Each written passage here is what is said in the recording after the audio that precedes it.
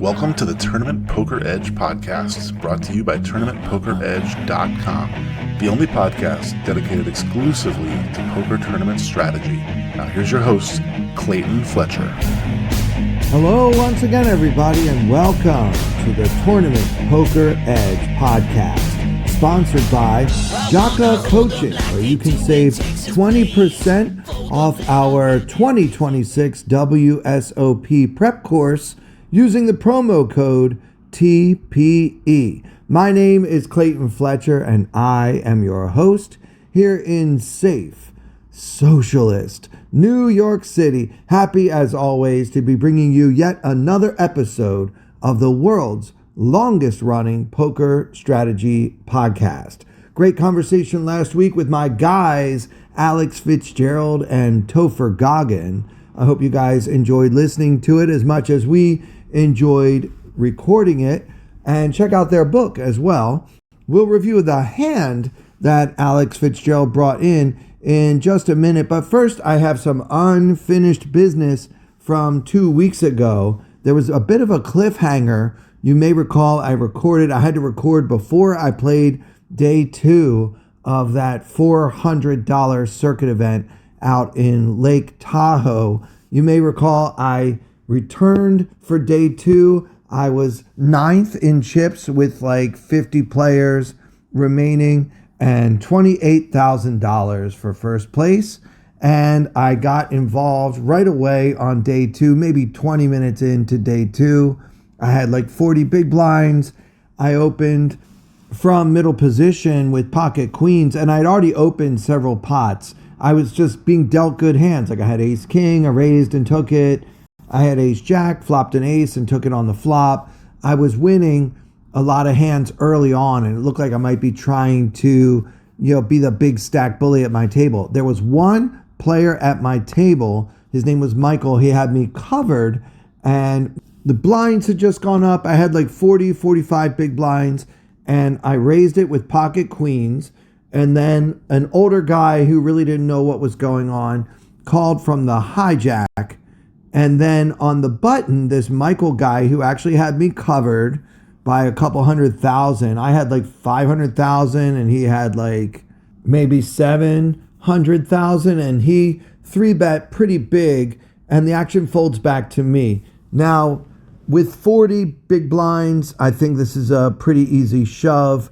With queens, he should be 3-betting with hands like ace king, ace queen, maybe pocket jacks, maybe ace 5 suited, and maybe even some other bluffs in there as well, particularly in light of the fact that I had been so active early on day 2. It might have just been a good spot on the button to take a stand against a guy who is trying to take over your table where you are the chip leader. Now, of course, I have to worry about aces or kings, but you know me, guys, I don't worry about everything. I'm pretty happy to get it all in here. And so then the clueless guy folded, and then Michael called me with pocket kings, and I busted out of this tournament in 45th place. So instead of turning $400 into like 28,000, I turned $400 into 1,050. So pretty disappointing outcome there, especially after that incredible day 1 I had where I was like chip leader for much of the day. So to get such a pittance of a paltry payout was somewhat disappointing. But, this is just a warm-up. The real action begins this summer, and I, for one, am getting ready for summer camp. I've selected 30 live tournaments that I intend to play. Now, there's no chance I'll stick to the schedule that I've laid out for myself, but what I always do this time of year is I sit down with my spreadsheet and I look at all the schedules of all the different casinos out in Vegas, and I say, I'm going to play this tournament at Paris, and I'm going to play this tournament at the Wynn, and this one at Venetian, and maybe this one here at Aria, MGM, whatever, right? So I look at everything and I kind of map out a schedule based on my bankroll, which again this year, same as last year, I'm going with $60,000. And you can keep track of my ups and downs and all of my results and stories from Fabulous Las Vegas on my Substack, which is free. There's a link in the description, or you can just look for Clayton Poker on Substack. But yeah, I do intend to play at least 30 live tournaments this summer, maybe 35 buy-ins. I don't intend to do a lot of re-entries, especially if I bust out close to the end of the re-entry period. I know that there is science and math that says it is plus EV to late register a lot of these events, but I don't know. Like, for my mental health, I hate buying in and having a short stack and having to sit at a table with a bunch of big stacks. I just don't think that's a big part of my game. Not saying I won't do it at all, but I don't expect to do like a lot of 6 and 7 re-entries in any one day of play.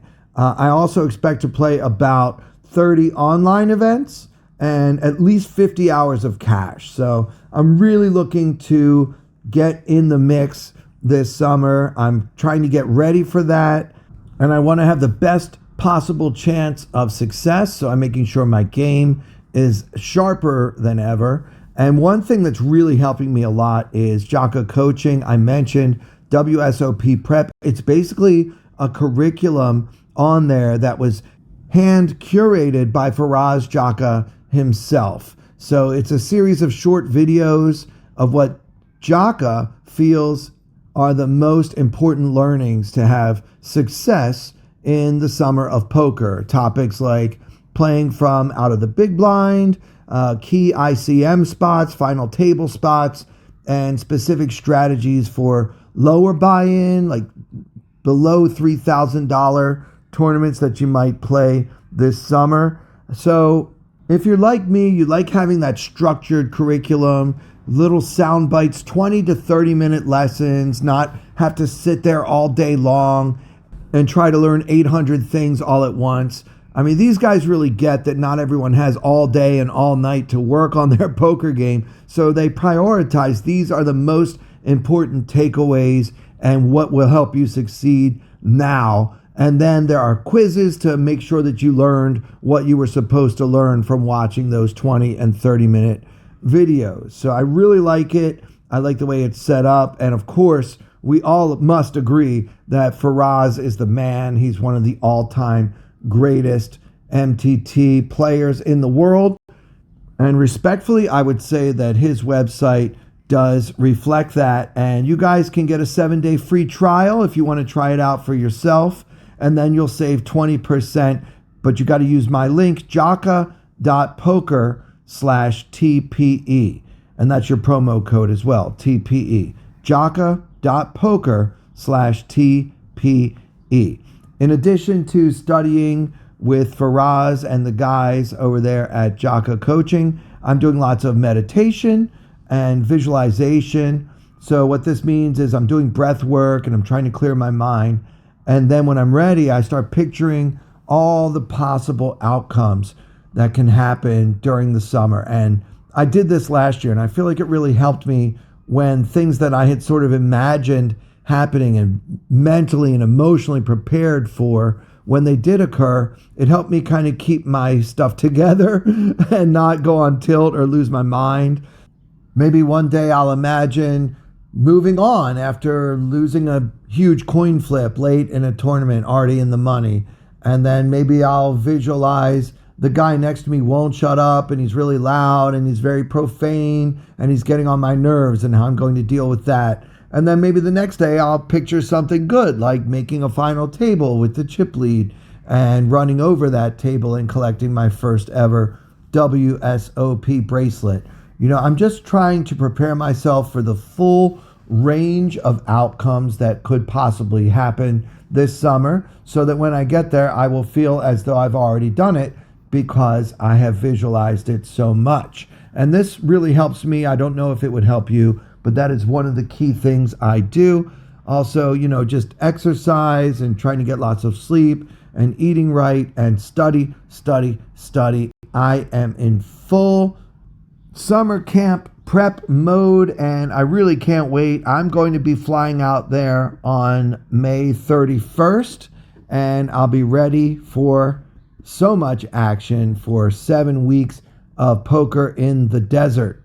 All right, let's take a look at Alex's hand from last week. This is Alex Fitzgerald, and we discussed this hand here on the podcast, but I want to look at it one more time, and this time I want to use GTO Wizard, which is my solver of choice because it's the easiest one for a guy like me who's not a high-tech electronic genius to use. I find it's very user-friendly and intuitive. You can plug in your hands and see what's going on. You can practice. You can play against a GTO opponent who will beat you. You can also play heads up against real-life opponents against whom you may actually stand a chance. And coming soon on GTO Wizard, they're even going to add PLO solutions, which is going to be a huge day in my life when that comes out. So let's just take a look at this hand again. Remember, it was from a medium small stakes, like $30-ish online MTT in the middle stages, and registration was still open. Alex was doing well. He's got 75 big blinds in the hijack, and he's holding pocket kings. He obviously raises. Alex made it 3x. The solver makes it 2.3x, but that's not really that much of a difference effectively. The big blind with a similar stack makes the call, and now with 7.5 big blinds in the middle, we see a flop, and it comes king of spades, 7 of spades, tray of hearts. So king 7 tray with 2 spades, and the big blind checks. Now, we discussed whether we should slow play because we flop top set, whatever. We all kind of agreed we should bet small here, and the wizard actually loves betting small here, actually betting 72% of the time, 1/3 of the pot, which is what we did. And then we got check raised to 6.5 big blinds, and Alex went for the re-raise to about 18.5 big blinds at that point. So yes, we do bet small 72% of the time, but when facing that check raise, the solver actually wants to call about 70% of the time. And when we do 3-bet, about 29% of the time, it should be small, like from just a click. Like we said 2.5, and then the villain made it 6.5 bigs. Well, the wizard wants to make it 10.5 bigs. So you really can't get away from whatever you check raise me with if I click it back for just 4 big blinds more. So that's kind of annoying and something that I don't really think I've ever done.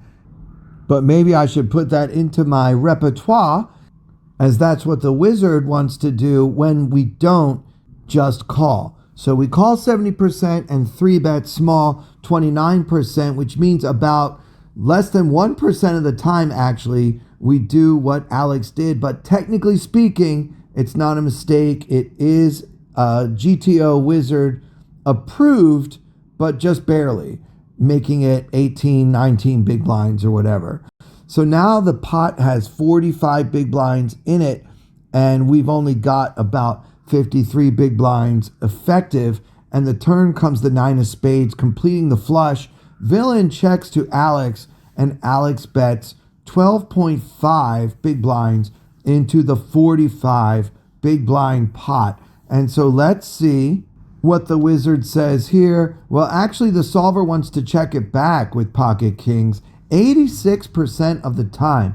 I don't know if it's because we're that afraid of the flush or because we just want to manage the pot and we don't think we can get 3 streets of value anymore with our top set because the scare card came. And so we check it here and then bet a safe turn card on the river, or we possibly fill up or make quads. And then obviously, we, of course, would bet in that situation. But yeah, it's an 86% check back here. So that was a bit of a surprise. I thought we should bet and not always fear the worst, but we bet a quarter pot. So what does the wizard think about that? Actually, a little more, maybe like 30% pot. But what does the wizard think about a bet in this range? And again, it's not a blunder, but it's only about a 2% frequency. So what this means is that the line Alex took so far has been GTO Wizard approved, but a pretty rare line. So of the rare occasions when we do this play and we get check raised, can we ever fold? No, of course not. The solver calls with 100% frequency. Of course, we are pot committed. We've got a strong hand, 3 of a kind. There's nothing in stone that says villain has to have a flush.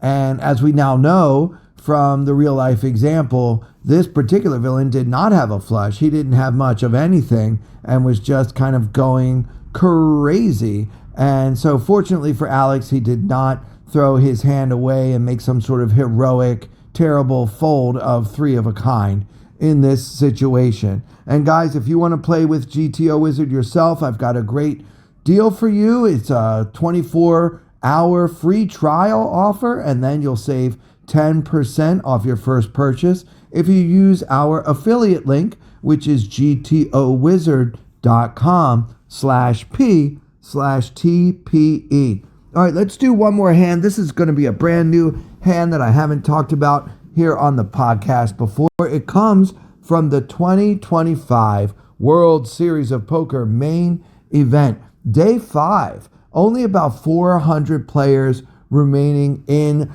the whole tournament out of the 9,000 plus who started. And at this point in the tournament, the blinds are 10K, 25K, with the 25K big blind ante. So already there's 60,000 in the middle at the start of the hand, which, by the way, 60,000 is a starting stack for this tournament. So that's how much is in the middle before anyone does anything. In this spot, Esther Taylor Ite, who's a very well-known high-stakes cash game player who also has a lot of tournament success under her belt. She plays mixed games as well. She's a complete poker pro, and she opens from the hijack to 50K, just a min raise there, off of a stack of 785,000. And then in the big blind, we are going to be Brian Arbaugh, who has Ite covered with 1.1 million in his stack, and he's got the King of Spades, Jack of Hearts. So we've got about 31 big blinds effective for Ite and effective M of about 13. We're sitting here in the big blind with King Jack offsuit. So should we 3-bet or call? I don't think anyone who's listening to this podcast is really considering folding. So the question is call or raise. I really don't like raising with this hand too often. I find that a lot of the calling range for our 3-bet is going to have us dominated. Hands like Ace Jack and King Queen aren't going anywhere. And then I hate to be out of position with a hand that could be dominated. But with that being said, I wouldn't be surprised at all if the wizard does 3-bet this hand some of the time, just because of the blocker value. We block hands like Ace King and King Queen that I just mentioned, pocket kings and pocket jacks. So those are the hands that we're most concerned about getting 4-bet by. And so it's less likely that we'll be 4-bet when we're holding a king and a jack in our hand. Still, I think I would typically just call and play king jack from out of position. Just take the good odds and see a flop. And that's exactly what Brian does. And so we're going to play this hand from Brian's perspective. Hero with the King of Spades, Jack of Hearts out of position. And now the flop comes Jack of Clubs, 5 of Clubs, Deuce of Clubs. So we've got top pair and no flush draw on Jack 5 Deuce all clubs. There's 135 in the middle, and we are first to act. I don't think we're going to be leading out on this flop very much, maybe not at all. So I see no reason to bet. I would check and let Esther take a crack at it. And that's what Brian does. Esther goes very small, just 30K, almost a min bet here. And so now how do we want to play our top pair king kicker on this monotone board? Well, I mean, I don't know. Ite is going to have us beat some of the time. Like she can still have the over pairs with or without a club. She can have ace jack, which would just be a nightmare. She can also just be bluffing with that bare ace of clubs, king of clubs, whatever. And she could also just have nothing at all and be going for a small C bet here, hoping that we miss this flop completely and will just go away. So what I like about Ite's sizing is that when we have 3 of 1 suit on the flop, it really just becomes a flush game at that point, right? It's like, do I have a flush? Can I make a flush? Do you have a flush? Can you make a flush? Right? So our pair of jacks is important, but it won't really mean much at all if another club comes out. And so for that reason, Ite is not supposed to bet very often on this flop, but when she does, it should be a small amount, which in solver land is kind of an anomaly. Like these monotone boards are somewhat rare because typically if you're betting not very often, you should bet a larger sizing. And one of the few exceptions to that rule is these monotone boards, we bet small and not very often. So I haven't yet revealed Esther's hand, but so far I like the way she's playing this pot. And I think that in Brian's shoes, we don't really gain much by raising. Like if Esther has nothing at all, she's just going to fold, and then we lose whatever value our top pair has on this somewhat scary board.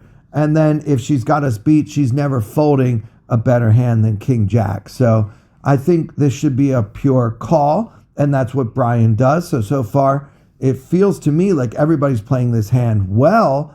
And now with 195,000 in the pot, the turn comes the 4 of hearts. So our board is now Jack of clubs, 5 of clubs, deuce of clubs, 4 of hearts. So a couple of straights got there, the 6-3 and the ace-3. So otherwise, it's pretty much a blank. And the action is on hero once more, holding top pair with a king kicker.